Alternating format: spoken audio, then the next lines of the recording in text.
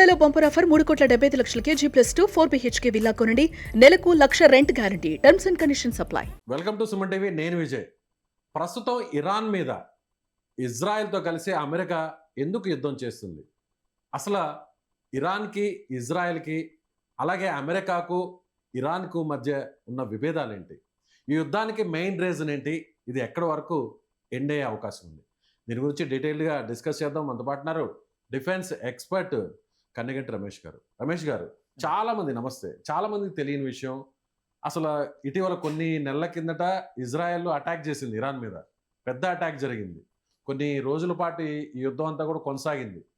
తగుదునమ్మా అంటూ మధ్యలో America enter అయ్యి యుద్ధం క్లోజ్ అయిపోయింది, ఇద్దరి మధ్య రాజీ కుదిర్చేసామని చెప్పేశారు. మళ్ళీ ఇదే అమెరికా, ట్రంప్ మళ్ళీ సీన్లోకి ఎంటర్ అయ్యి ఇరాన్ మీద యుద్ధం చేయక తప్పదు అంటూ ఆయన మాట్లాడారు. సో ఎంటైర్ ఎపిసోడ్ చూస్తే అసలు ఈ విభేదాలకి కారణాలు ఏంటి? అమెరికా, ఇజ్రాయెల్ రెండు కలిసి ఇరాన్ మీద ఎందుకు దాడి చేసినాయి? ప్రశ్న అదే కదా సార్? అవును. దానికి సమాధానం పాయింట్ నెంబర్ 1. అమెరికాకి, ఇజ్రాయెల్కి ఇద్దరికి కలిపి ఇరాన్ అనేది ఒక బద్ధశత్రువుగా 1979 నుంచి ఉందండి.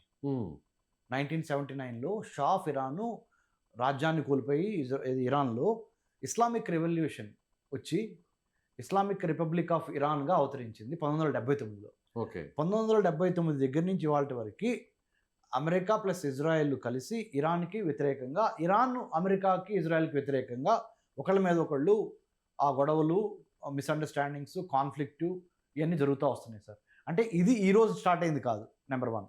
నెంబర్ 2, ఇమ్మీడియట్గా చూస్తే కారణం, రెండో కారణం అమెరికన్ ప్రెసిడెంట్ చెప్తున్న కారణం, nuclear bombs, chemical, biological, radiological, nuclear weapons Iran దగ్గర ఉన్నాయి.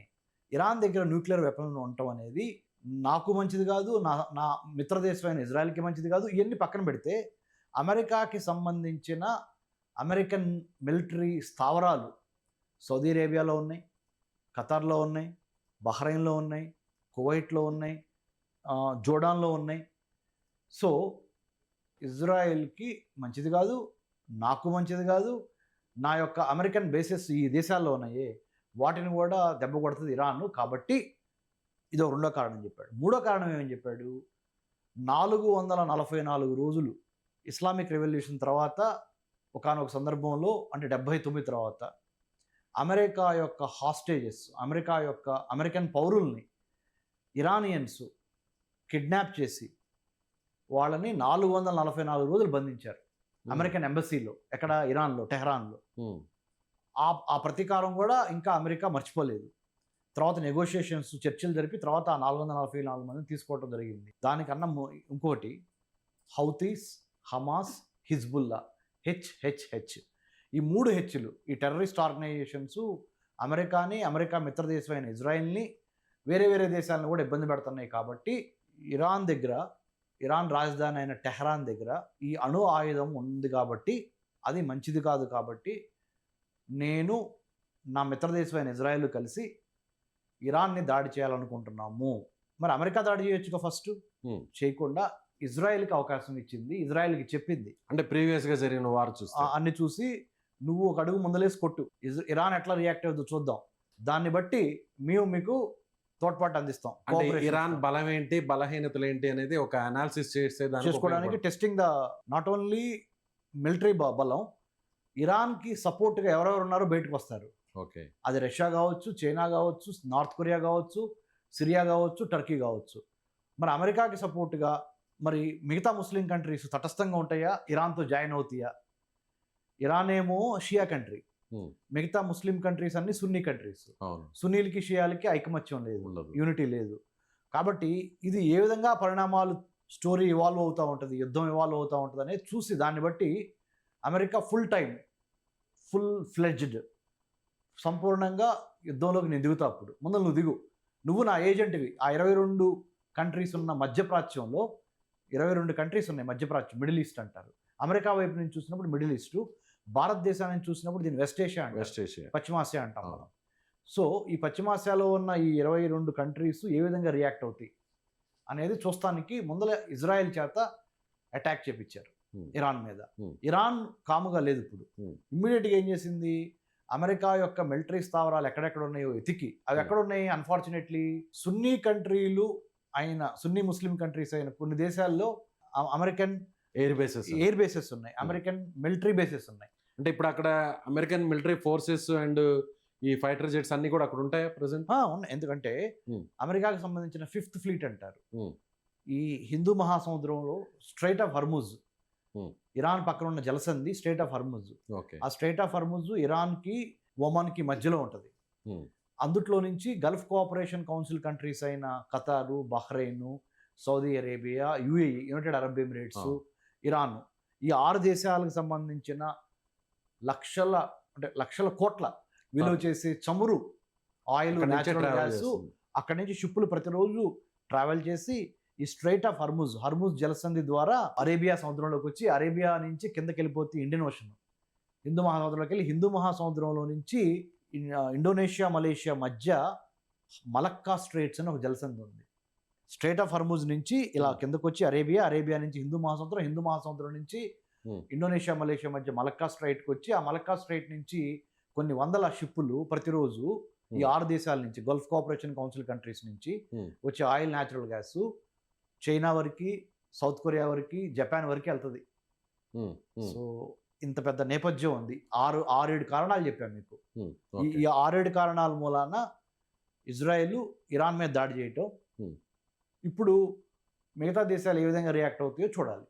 ఈ యుద్ధంలో ఎవరిది ఎక్కువ పై చేయి కనిపించే అవకాశం ఉందంట? బలాబలాలు చూసినప్పుడు తప్పనిసరిగా ఇజ్రాయెల్, అమెరికా ఆ కూటమికి ఎక్కువ సైనిక శక్తి, శాటిలైట్ శక్తి, మిలిటరీ శక్తి, ఆర్థిక శక్తి అన్నీ ఈ 2 దేశాల వైపే ఉన్నాయి. కానీ ఇది ఎలా తదుపరి పరిణామాలు చెందబోతుంది అనేది 2-3 రోజుల్లో ఇంకా మనకు తెలుస్తుంది. దాని ప్రకారం మనము చెప్పగలం. ఎందుకంటే ఈ ఆర్గనైజేషన్ ఆఫ్ ఇస్లామిక్ కంట్రీస్ అన్నీ ఒక చోటకు వచ్చినాయి అనుకోండి, సీన్ వేరుగా ఉంటుంది. ఎంత వేరుగా ఉన్నా కానీ అమెరికా, ఇజ్రాయెల్ స్ట్రాంగే. కానీ China, Russia, North Korea, Turkey, Syria లాంటి దేశాలు కూడా జాయిన్ అయితే ఏమవుద్దంటే చివరికి యుద్ధం అనేది వినాశనం, అందరికీ వినాశనమేనండి. అది కులానికి, మతానికి, ప్రాంతానికి, దేశానికి సంబంధం లేనిది. అంటే యుద్ధం అంటూ జరిగితే ఎవరిద్దరి మధ్య యుద్ధం జరిగినా ఈ కొత్తగా ఉన్న లిబరలైజేషన్, ప్రైవేటైజేషన్, గ్లోబలైజేషన్, గూగులైజేషన్, చైనైజేషన్, డిజిటలైజేషన్ ఏజ్లో హ్యూమనైజేషన్ అసలు ఏది? అంతే కదా. హ్యూమనైజేషన్ కనపడట్లా. అంటే హ్యూమనైజేషన్ అంటే మానవ రక్షణ, మానవ భద్రత, మానవ ఐకమత్యం మోర్ ఇంపార్టెంట్. అది జరగకుండా క్యాపిటలిజం అని, కమ్యూనిజం అని, సోషలిజం అని, నక్సలిజం అని, టెర్రరిజం అని, కమ్యూనలిజం అని, క్యాస్టిజం అని, రీజనలిజం అని, ఈ అన్ని ఇజాల మధ్యలో మానవ రక్షణ, మానవ అభివృద్ధి, మానవాళి అభివృద్ధి జరగాలి అంటే యుద్ధం మంచిది కాదు. కాబట్టి యుద్ధాన్ని ఎంత త్వరగా ఆపగలిగితే, చిన్న ఉదాహరణ అంటే ఒక రకంగా ట్రంపే యుద్ధం స్టార్ట్ చేయిస్తాడు, మరి ఇదే ట్రంప్ యుద్ధాన్ని ఆపిస్తాడు. అమెరికా, ఇజ్రాయెల్ ఏం చేస్తుంది అనేది మనం డిసైడ్ చేయలేం. కాబట్టి మనం ఏం చేయాలి ఇక్కడి నుంచి? ఉదాహరణ ప్రభుత్వం ఏం చేయాలి చెప్తున్నా. భారతదేశ ప్రభుత్వం ఏం చేయాలి అంటే ప్రోయాక్టివ్గా రియాక్షన్ చూపించకుండా ప్రోయాక్టివ్గా వీళ్ళు ఒక మందులకు అడిగేసి ఇద్దరు నేతలకి ఫోన్లు చేసి, అందులో ఇద్దరు కూడా మన దేశానికి కావాల్సిన 2 దేశాలు కూడా ఇద్దరు నేతలకు ఫోన్లు చేసి, అమెరికన్ ప్రెసిడెంట్కి కూడా ఫోన్ చేసి వీలైనంత వరకు దౌత్యాన్ని అంటే డిప్లొమసీని వాడి యుద్ధం మంచిది కాదనేది వాళ్ళని కన్విన్స్ చేయటం. ఐక్యరాజ్య సమితి అత్యవసర సమావేశం ఏర్పాటు చేసి 195 దేశాలు ఈ యుద్ధాన్ని ఆపే విధంగా ఒక తీర్మానం చేసి గట్టిగా దీని మీద నిలబడతాము అని ఉంటాం. అదే irrespective of religion, irrespective of cost, creed, country and citizenship. అంటే మన యొక్క సిటిజన్షిప్కి సంబంధం లేకుండా, మతానికి సంబంధం లేకుండా, దేశానికి సంబంధం లేకుండా శాంతి కోసం అందరూ కూడా ఏకతాటి మీద అవసరం ఉందంటారు. ఈ టైం మనం ఆ విధంగా నిలబడాలి. అల్టిమేట్గా హ్యుమానిటీ అనేది గెలవాలి. ఏ దేశం గెలుస్తుంది అనేది కాకుండా మానవత్వం అనేది గెలుస్తుంది అనేది కూడా అందరు కూడా చాటి చెప్పాలి. హ్యుమానిటీ అండ్ హ్యూమనిజం గెలవాలి. రైట్. రమేష్ గారు చెప్తున్నట్టుగా డిఫెన్స్ ఎక్స్పర్ట్ ఖచ్చితంగా ఈ యుద్ధం విషయంలో ఒకవేళ పరిస్థితులు చేయి దాటితే మాత్రం అన్ని దేశాలకు కూడా ప్రత్యక్షంగాను పరోక్షంగాను నష్టం వాటిల్లే అవకాశం ఉంది. సో అందరూ కూడా యుద్ధాన్ని కోరుకోకుండా అందరూ కూడా యుద్ధాన్ని వ్యతిరేకించాలి. ప్రతి ఒక్కరు కూడా భారతీయులు కూడా 2 దేశాలు కూడా అటు ఇరాన్ కావచ్చు, ఇజ్రాయెల్ కావచ్చు, 2 దేశాలతో మన భారతదేశం సఖ్యతగా ఉంది కాబట్టి, అలాగే మన భారత ప్రభుత్వం కూడా దౌత్యాన్ని పాటిస్తూ సో ఇరువైపుల నుంచి కూడా యుద్ధాన్ని తగ్గించే ప్రయత్నం చేయాలి, ఆపే ప్రయత్నం కూడా చేయాలి.